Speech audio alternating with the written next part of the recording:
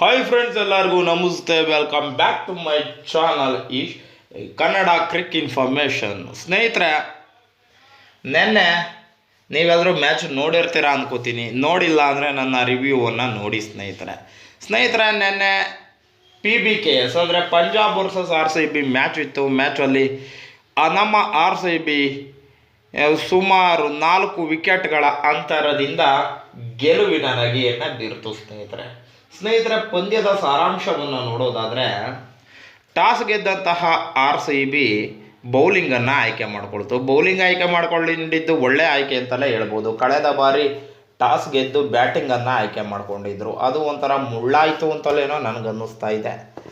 ಆದರೆ ಒಂದು ವೇಳೆ ಏನಾರ ಲಾಸ್ಟ್ ಟೈಮು ಕೂಡ ಬೌಲಿಂಗ್ ಆಯ್ಕೆ ಮಾಡ್ಕೊಂಡಿದ್ರೆ ಚೆನ್ನಾಗಿರೋದು ಏನೋ ಅಂತ ನನಗನ್ನಿಸ್ತಾ ಇದೆ. ಅದೇನೇ ಆಗಲಿ ಸ್ನೇಹಿತರೆ, ಏನೋ ಒಂದಾಯಿತು. ಈ ಸಲ ಬೌಲಿಂಗನ್ನು ಆಯ್ಕೆ ಮಾಡಿಕೊಂಡ್ರು.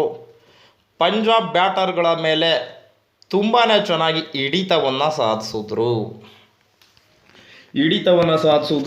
6 ರನ್ಗಳ ಕರೆಂಟ್ ರನ್ ರೇಟಲ್ಲಿ ಅಷ್ಟೇ ಹೋಗ್ತಾ ಇತ್ತು.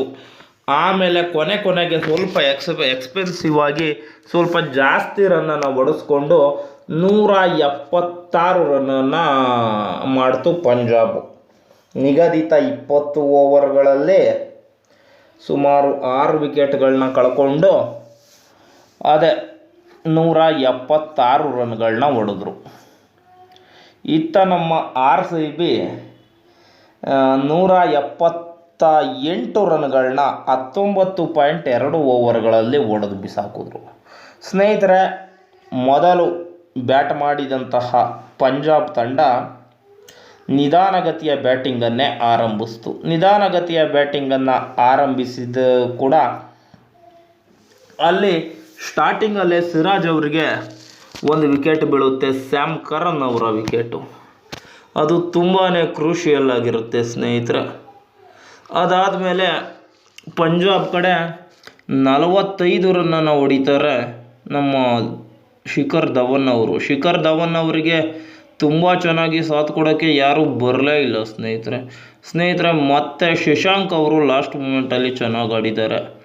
ಅದು ಬಿಟ್ಟರೆ ಇನ್ನಿದ್ದವರೆಲ್ಲ ಅಲ್ಪ ಸ್ವಲ್ಪ ಒಂದು ಏನಂತಾರೆ ಕಾಂಟ್ರಿಬ್ಯೂಟನ್ನು ತಂಡಕ್ಕೆ ಕೊಟ್ಟರು ಸ್ನೇಹಿತರೆ. ಕೊಟ್ಟಿಲ್ಲ ಅಂತ ಹೇಳಲಿಕ್ಕೆ ಆಗೋದಿಲ್ಲ. ಅವರೆಲ್ಲರ ನೆರವಿನಿಂದ 176 ರನ್ನನ್ನು ಹೊಡಿತು.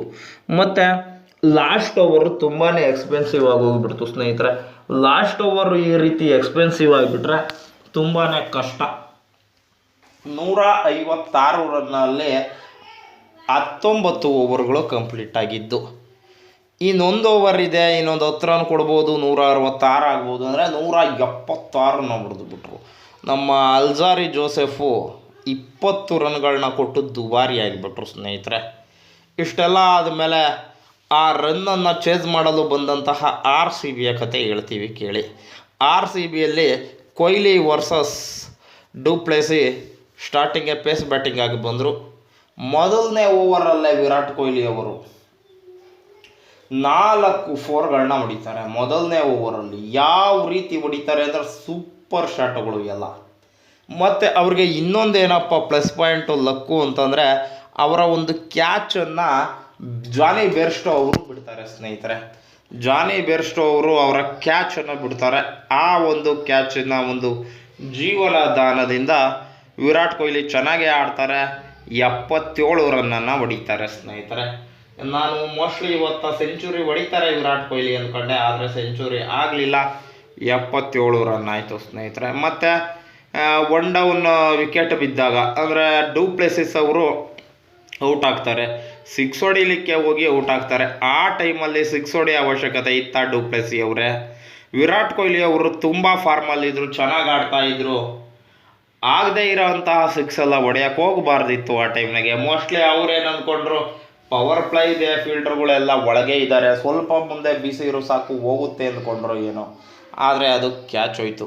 1 ಡೌನ್ ವಿಕೆಟ್ ಬಿದ್ದಾಗ ಬಂದಿದ್ದು ಕ್ಯಾಮ್ರಾನ್ ಗ್ರೀನ್. ಸ್ವಾಮಿ, ಕ್ಯಾಮ್ರಾನ್ ಗ್ರೀನ್ ಏನು ಆಡ್ತಿದ್ದೀರಿ ಸ್ವಾಮಿ? 6 ಹೊಡೆಯೋಕ್ಕೆ ಹೋದ್ರು, ಕೀಪರ್ ಕ್ಯಾಚ್ ಕೊಟ್ಟು ಔಟ್ ಆದರು. ಅವರು ಕೂಡ 2 ರನ್ನ 3 ರನ್ನ ಹೊಡೆದ್ರು.